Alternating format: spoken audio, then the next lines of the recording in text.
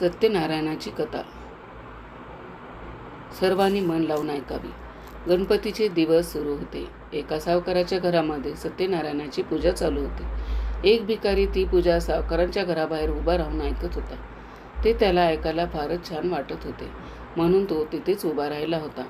तेव्हा काही कामानिमित्ताने त्या सावकाराची आई बाहेर आली होती.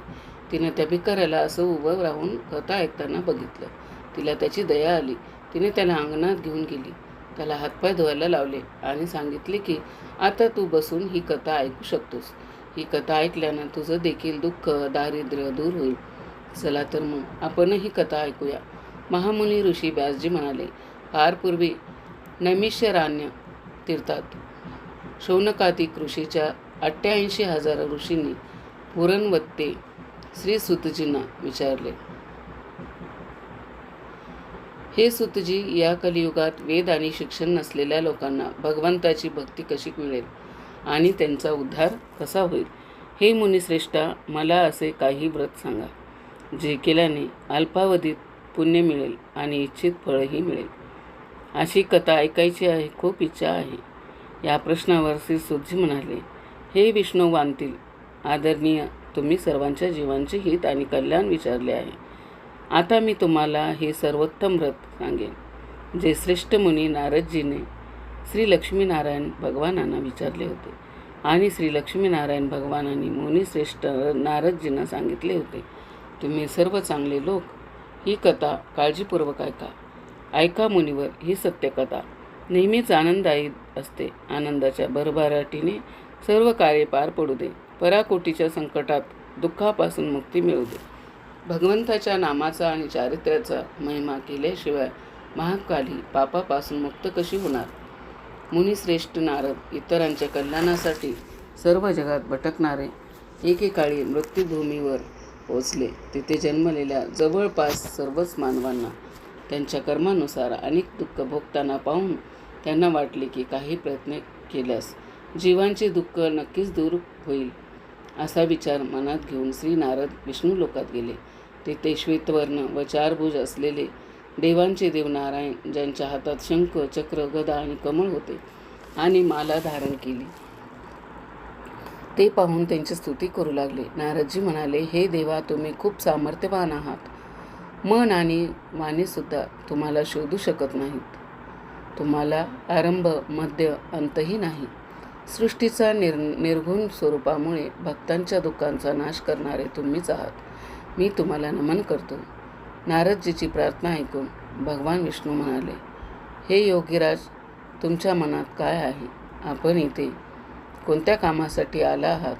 तेव्हा ऋषीमध्ये श्रेष्ठ नारद मुनी म्हणाले, अनेक जन्म घेणारे मृत्यूलोकातील सर्व मानव स्वतःच्या कर्मामुळे नाना प्रकारचे दुःख भोगत आहेत. हे परमेश्वरा, जर तुम्हाला त्यांच्यावर दया आली असेल तर त्या लोकांचे सर्व दुःख थोडे प्रयत्नाने कसे दूर होतील ते मला सांगा.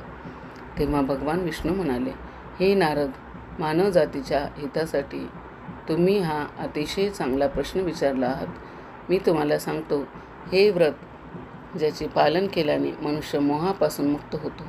ऐका, महान पुण्यदाता, स्वर्ग आणि मृत्यू या दोन्ही ठिकाणी दुर्मिळ असं व्रत आहे जे मी आज तुम्हाला सांगतो. श्री सत्यनारायण भगवानाचे हे व्रत नियमानुसार केल्याने मनुष्य या पृथ्वीवर सर्व प्रकारचे सुख उपभोगून मृत्यूनंतर मोक्ष प्राप्त करतो. भगवान श्री विष्णूचे असे ऐकून नारद मुनी म्हणाले, हे देवा, त्या व्रताचा नियम काय आहे? हे व्रत यापूर्वी कोणी केले आहे आणि कोणत्या दिवशी करावे? कृपया मला सविस्तर समजावून सांगा. तेव्हा भगवान विष्णू म्हणाले, हे नारद, दुःख आणि सर्व प्रकारचे रोग दूर करणारे हे व्रत सर्व ठिकाणी विजय मिळवून देणारे आहे. कोणत्याही दिवशी श्रद्धेने आणि भक्तीने ब्राह्मण आणि बांधवासह सत्यनारायणाची पूजा करावी. केळीचे फळं, नैवेद्य, तूप, मध, साखर किंवा गूळ, दूध आणि गव्हाचे पीठ भक्तिभावाने घ्या. हे सर्व भगवान श्री सत्यनारायणाला भक्तिभावाने अर्पण करा. नातेवाईकासह ब्राह्मणांना भोजन अर्पण करा. यानंतरच स्वतः खा. रात्री श्री सत्यनारायण भगवानाचे स्मरण करण्यात वेळ घालवा. जे अशा प्रकारे व्रत करतात त्यांच्या मनोकामना नक्कीच पूर्ण होतील. विशेषतः कलियुगात मृत्यूभूमीत हा एकमेव मार्ग आहे. त्यानंतर सूतजी म्हणाले, हे ऋषीमुनी प्राचीन काळी ज्यांनी हे व्रत पाळले होते त्यांचा इतिहास मी तुम्हाला सांगतो. लक्षपूर्वक ऐका. काशीपूर या अतिशय सुंदर शहरात एक गरीब ब्राह्मण राहत होता. भूक आणि तहानेने अस्वस्थ होऊन जो सतत दुःखी असायचा. ब्राह्मणावर प्रेम करणारे भगवान विष्णू त्याला दुःखी पाहून एके दिवशी वृद्ध ब्राह्मणाच्या विषात गरीब ब्राह्मणाकडे गेले आणि मोठ्या आदराने विचारले, हे ब्राह्मण, तू का सतत उदास होऊन फिरतोस? हे श्रेष्ठ ब्राह्मणा, तुझे मला दुःख सांग, मला ऐकायचे आहे. कष्टाने ग्रासलेला तो ब्राह्मण म्हणाला, मी गरीब ब्राह्मण आहे. मी भिक्षा मागून आपला उदरनिर्वाह करतो. यामुळे आपल्या या पापापासून मुक्त होण्याची काही मार्ग माहीत असल्यास कृपया सांगा. वृद्ध ब्राह्मणाचे रूप घेतलेले भगवान विष्णू म्हणाले, हे ब्राह्मण, श्री सत्यनारायण भगवान हे इच्छित फळ देणारे आहेत, म्हणून तुम्ही त्यांची विधीपूर्वक पूजा करा. जे केल्याने मनुष्य सर्व दुःखापासून मुक्त होतो. गरीब ब्राह्मणाला या व्रताचा संपूर्ण नियम सांगून श्री सत्यनारायण भगवान वृद्ध ब्राह्मणाच्या रूपात अंतर्धान पावले. वृद्ध ब्राह्मणाने सांगितलेले व्रत मी नक्कीच पाळणार या निश्चयाने गरीब ब्राह्मण घरी गेला. पण त्या रात्री ब्राह्मणाला झोप आली नाही. दुसऱ्या दिवशी तो लवकर उठला आणि भगवान सत्यनारायणाचा उपवास करण्याचा निर्धार करून भिक्षा मागायला गेला. त्या दिवशी त्यांना भिक्षापोटी भरपूर पैसे मिळाले. त्यातून त्याने पूजेचे सर्व साहित्य विकत घेतले आणि घरी आल्यावर मित्र आणि नातेवाईकासह त्यांनी भगवान श्री सत्यनारायणाचे व्रत पाळले. असे केल्याने तो गरीब ब्राह्मण सर्व संकटापासून मुक्त झाला आणि खूप श्रीमंत झाला. तेव्हापासून तो ब्राह्मण दर महिन्याला उपवास करू लागला. जो भगवान सत्यनारायणाचे व्रत श्रद्धेने पाळतो त्याला सर्व दुःखापासून मुक्ती मिळते. जो कोणी श्री सत्यनारायण भगवानाचे व्रत पाळतो त्याची सर्व संकटापासून मुक्ती होते. अशा प्रकारे भगवान सत्यनारायणाने नारदजींना सांगितलेले हे व्रत मी तुम्हाला सांगितले. हे श्रेष्ठ ब्राह्मणांनो, आता अजून काय ऐकायचं आहे सांगा. तेव्हा ऋषी म्हणाले, हे मुनीश्वर, हे ऐकून हे व्रत कोणी पाळले हे आपणा सर्वांना ऐकायचे आहे. ऋषी मुनीकडून हे व्रत सूतजी म्हणाले, हे ऋषी मुनींनो, हे व्रत पाळणाऱ्या सर्व मानव प्राण्यांची कथा ऐका. एकेकाळी श्रीमंत ब्राह्मण मित्र आणि नातेवाईकासह त्यांच्या घरी भगवान सत्यनारायणचे व्रत पाळत होते. त्याच वेळी लाकूड विकणारा म्हातारा तिथे आला. काट्याचा गट्टा बाहेर डोक्यावर ठेवून तो ब्राह्मणाच्या घरी गेला. तृष्णेने बेचैन झालेल्या लाकूड तोड्याचे हे व्रत करताना पाहिले. तो तहान विसरला. त्याने नमस्कार करून विचारले, हे ब्राह्मण, तुम्ही कोणाची पूजा करत आहात? हे व्रत पाळायचे फळ काय? कृपया मला सांगा. तेव्हा तो ब्राह्मण म्हणाला, सर्व इच्छा पूर्ण करणाऱ्या श्री सत्यनारायण भगवानाचे हे व्रत आहे. त्यांच्या कृपेनेच माझ्या घरी संपत्ती आणि समृद्धी आली आहे. ब्राह्मणाकडून या व्रताची माहिती मिळाल्याने लाकूड तोड्याला खूप आनंद झाला. प्रभूचे नामस्मरण करून भोजन करून तो आपल्या घरी गेला आणि मग दुसऱ्या दिवशी लाकूड तोड्याने मनात संकल्प केला की आज गावात लाकूड विकून जे पैसे मिळतील त्यातून भगवान सत्यनारायणाचे उत्तम व्रत करेल. हा विचार मनात ठेवून लाकूड तोड्या डोक्यावर लाकडाचा गट्टा ठेवून श्रीमंत लोक राहत असलेल्या शहरात गेला. त्या दिवशी त्याला त्या लाकडांची किंमत आदल्या दिवसापेक्षा 4 पट जास्त मिळाली. तेव्हा तो म्हातारा लाकूड तोड्या खूप आनंदित झाला आणि पिकलेली केळी, साखर, मध, तूप, दूध, दही, गव्हाचे पीठ इत्यादी सर्व श्री सत्यनारायण भगवानाच्या व्रताचे साहित्य घेऊन आपल्या घरी आला. मग त्याने आपल्या मित्राला आणि नातेवाईकाला बोलावून विधीपूर्वक देवाची पूजा केली आणि उपवास केला. त्या व्रताच्या प्रभावाने त्या म्हातारा लाकूड तोड्याला धनसंपत्ती प्राप्त झाली आणि जगातील सर्व सुखे भोगून तो स्वर्गलोकी गेला. श्री सूतजी म्हणाले, हे श्रेष्ठ मुनी, ऋषी मुनी, आता मी आणखीन एक गोष्ट सांगतो. प्राचीन काळी उल्कामुख नावाचा एक मोठा विद्वान राजा होता. तो जितेंद्रिय आणि सत्यवक्ता होता. तो दररोज देवळात जाऊन गरिबाच्या दुःखाला दूर करत असे. त्याची पत्नी कमळाप्रमाणे सुंदर मुख आणि सती साध्वी होती. एके दिवशी भद्राशील नदीच्या भद्रशील नदीच्या काठी दोघेही श्री सत्यनारायण भगवानासाठी विधीपूर्वक उपवास करत होते. तेवढ्यात एक साधू नावाचा वैश्य तिथे आला. त्याच्याकडे व्यवसायासाठी भरपूर पैसा होता. तो वैश्य नदीकाठी नाव थांबून राजाकडे आला. राजा पूजा करत असल्याचे पाहून त्याने नम्रपणे विचारले, हे राजा, हे काय करत आहात? मला ऐकायचे आहे. कृपया मलाही हे समजून सांगा. महाराज उल्का म्हणाले, हे वैश्य ऋषी, मी प्राप्तीसाठी माझ्या मित्र आणि नातेवाईकासोबत श्री सत्यनारायण भगवानाची उपासाने पूजा करत आहे. राजाचे म्हणणे ऐकून साधू नावाचा वैश्य आदराने म्हणाला, हे राजा, याची पूजा विधी सांगा. तुम्ही सांगितल्याप्रमाणे मी देखील हे व्रत करीन. मलाही मुले नाहीत. राजाकडून व्रताचे सर्व विधी ऐकून वैश्य आनंदाने आपल्या घरी आला. त्यांनी पत्नीला संतती देणाऱ्या व्रताबद्दल सांगितले आणि मला मूल झाल्यावर मी हे व्रत करीन अशी शपथ घेतली. एके दिवशी त्याची पत्नी लीलावती भगवान सत्यनारायण यांच्या कृपेने गरोदर राहिली. तिने एका अतिशय सुंदर मुलीला जन्म दिला. तेजस्वी पंधरवाड्यात जसा चंद्र वाढतो तशी ती मुलगी दिवसेंदिवस वाढू लागली. त्यांनी मुलीचे नाव कलावती ठेवले. तेव्हा लीलावतीने आपल्या पतीला गोड शब्दात आठवण करून दिली की तुम्ही जे व्रत पाळण्याचा संकल्प केला होता ते तुम्ही पूर्ण करा. तेव्हा साधू वैश्य म्हणाला, हे प्रिये, कलावतीच्या लग्नाला मी ही व्रत पाळणार आहे. अशा प्रकारे पत्नीला आश्वासन देऊन तो व्यवसाय करण्यासाठी परदेशात गेला. कलावती मोठी होऊ लागली. परतताना जेव्हा साधूने आपली मोठी झालेली मुलगी तिच्या मैत्रिणीसोबत खेळताना पाहिली तेव्हा त्याला तिच्या लग्नाची काळजी वाटली. मग त्याने एका दूताला बोलावले आणि आपल्या मुलीसाठी योग्य वर शोधण्यास सांगितले. वैश्याची आज्ञा मिळाल्यावर दूत कांचन नगराला पोहोचले आणि वैश्याच्या मुलीसाठी योग्य व्यापारी मुलगा घेऊन आले. वैश्य आपल्या मित्र आणि नातेवाईकासह आनंदी झाले आणि त्याने आपल्या मुलीचे लग्न त्या मुलाशी केले. दुर्दैवाने तो लग्नाच्या वेळेही सत्यनारायण व्रत पाळायला विसरला. यावर श्री सत्यनारायण भगवान फार संतापले. त्याने वैश्याला शाप दिला की तुला तीव्र वेदना होतील आणि मग तो वैश्य आपल्या कामात निपुण आपल्या जावयासह घोड्याचा ताफा घेऊन सागराजवळील रतनसारपूर नगरीत व्यवसाय करण्यासाठी गेला. रतनसारपूरवर चंद्रकेतू नावाचा राजाचं राज्य होतं. सासरे आणि जावई दोघेही चंद्रकेतू राजाच्या त्या नगरीत व्यवसाय करू लागले.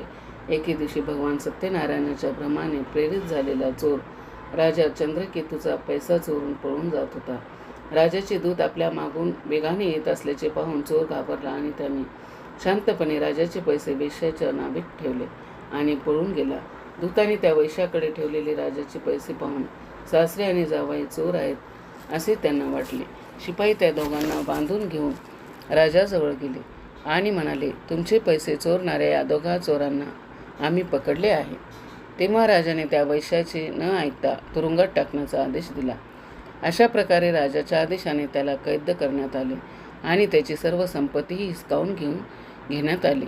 भगवान सत्यनारायणाच्या शापामुळे त्या वैश्याची पत्नी लीलावती आणि मुलगी कलावती याही घरात खूप दुःखी झाल्या. चोरट्यांनी त्यांचे सर्व पैसे चोरले. मानसिक आणि शारीरिक वेदना आणि भूक आणि तहान यामुळे खूप दुःखी झालेली कलावती अन्नाच्या आशेने एका ब्राह्मणाच्या घरी गेली.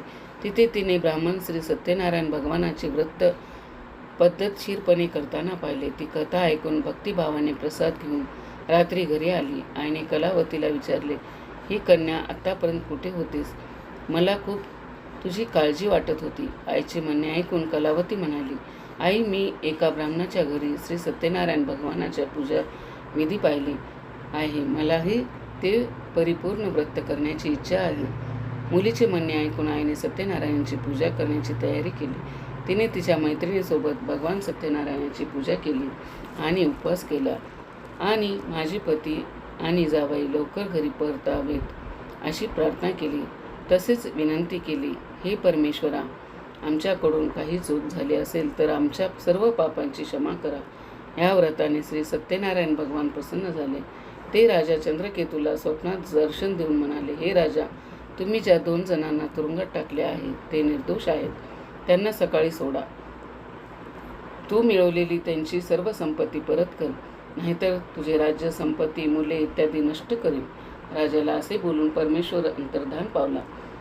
आणि मग सकाळी राजा चंद्रकेतूने दरबारात सर्वांसमोर आपले स्वप्न कथन केले आणि दोन्ही वैश्यांना बंदिवासातून सोडावून त्यांना दरबारात आणण्याचा आदेश सैनिकांना दिला. येताच दोघांनीही राजाला नमस्कार केला. राजा हळूवार शब्दात म्हणाला, तुम्हाला अज्ञानातून असे कठीण दुःख मिळाले आहे. आता तुम्हाला भीती नाही, तुम्ही मुक्त आहात. यानंतर राजाने त्यांना नवीन वस्त्रे परिधान करायला दिली आणि त्याने घेतलेली रकमेचा दुप्पट रक्कम परत करून सन्मानपूर्वक निरोप दिला. दोघेही आपापल्या घरी गेले. सुतजी पुढे म्हणाले, वैश्याने प्रवास सुरू केला आणि तो मग आपल्या नगरात गेला. तो थोडा वेळ गेल्यावर दांडी धारण केलेल्या भगवान सत्यनारायणांनी त्यांची परीक्षा घेण्यास ठरवले. हे वैश्य, तुमच्या बोटीत काय आहे? तेव्हा तो हसत म्हणाला, हे दांडी, तुम्ही का विचारता? तुमचे पैसे घेण्याची इच्छा आहे का? माझी बोट वेलीच्या पानांनी भरलेली आहे. वेश्याची असे शब्द ऐकून दांडी परिधान केलेले भगवान सत्यनारायण म्हणाले, तुमचे वचन खरे हो. असे बोलून ते तिथून निघून गेले आणि काही अंतरावर जाऊन समुद्रकिनारी जाऊन बसला.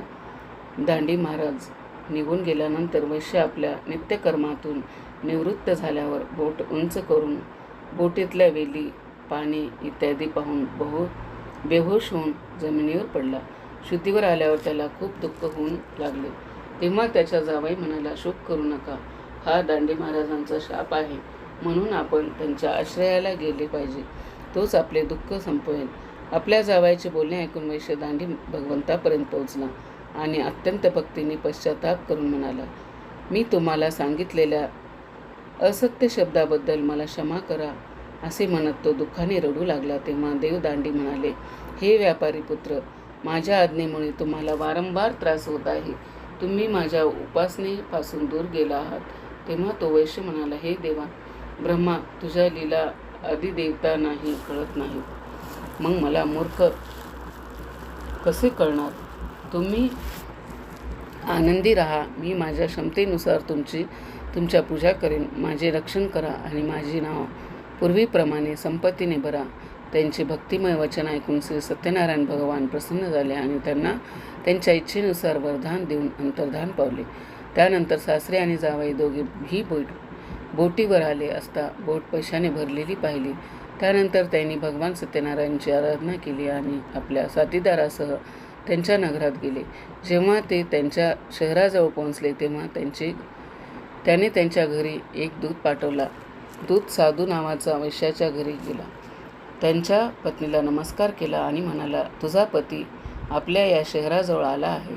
लीलावती आणि तिची कन्या कलावती त्यावेळी परमेश्वराची पूजा करत होता. दूताचे म्हणणे ऐकून पत्नीने अत्यंत आनंदाने भगवान सत्यनारायणची पूजा पूर्ण केली आणि आपल्या मुलीला म्हणाली, मी माझ्या पतीला भेटायला जात आहे, तू पूजा पूर्ण कर आणि लवकर ये.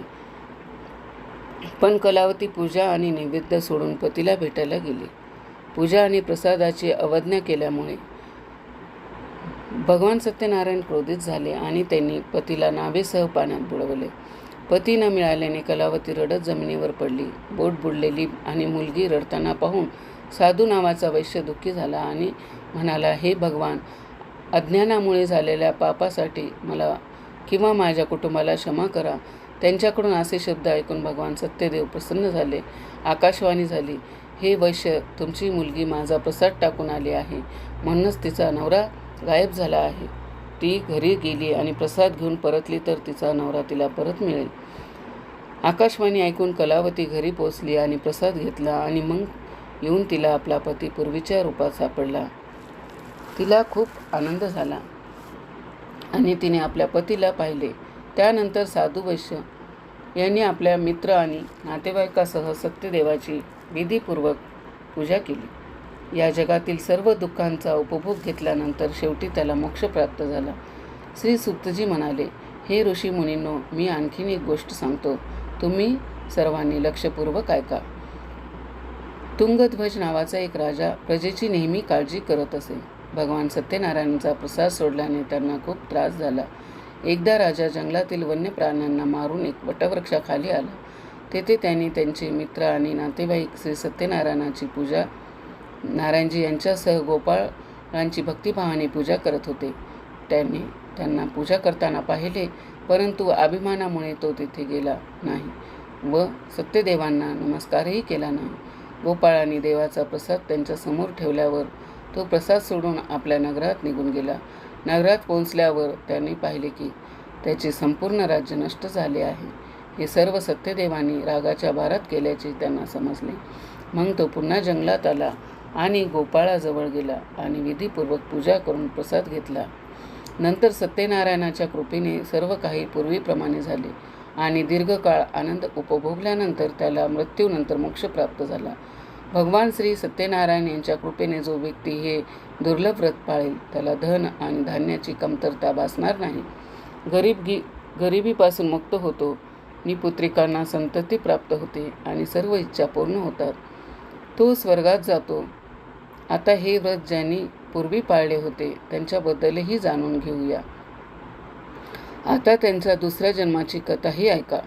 शतानंद नावाचा वृद्ध ब्राह्मणाने सुदामाच्या रूपात जन्म घेतला आणि श्रीकृष्णाची पूजा आणि सेवा करून स्वर्ग प्राप्त केला.